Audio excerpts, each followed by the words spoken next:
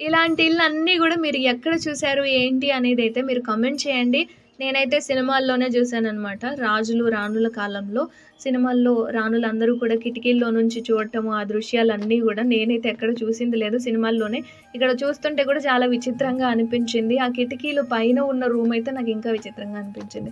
ఎందుకంటే ఇప్పుడంటే మనకి ఆర్కిటెక్చర్ అనో, లేకపోతే ప్లానింగ్ అనో, ఒక ప్లాన్ గీసుకొని ఇల్లిక్కడుండాలి, పలానా, పలానా ఇక్కడుండాలి అని చెప్పి మనం ఏర్పాటు చేసుకున్నాం కానీ, అప్పట్లో ఇవన్నీ ఎక్కడున్నాయి జెప్పండి? రాళ్ళన్నీ గూడా ఒకదాని మీద ఒకటి పేర్చుకొని చాలా అద్భుతంగా కట్టుకున్నారు. బట్ కూలిపోతాయనో, లేదో ప్రమాదకరమనో తెలీదు కానీ, ఇక్కడ ఎవరు నివసిస్తున్నట్లయితే నాకైతే కనిపించలేదనమాట.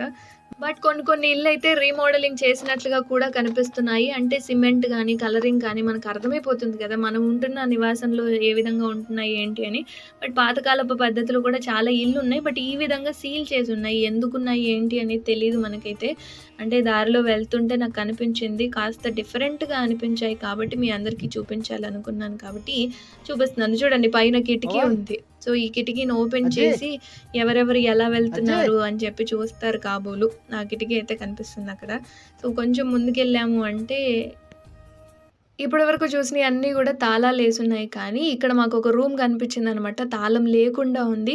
ఏముంది, ఏంటి అని జెప్పి కనుక్కుందాం అని జెప్పి రూమ్‌లోకెళ్ళాము. బట్ అక్కడైతే ఏమీ లేవు మాకు కనిపించి. కానీ రాళ్ళతో కట్టినట్టుగా అయితే అర్థమైపోయిందనమాట. ఈళ్ళన్నింటిని గూడా చూస్తుంటే.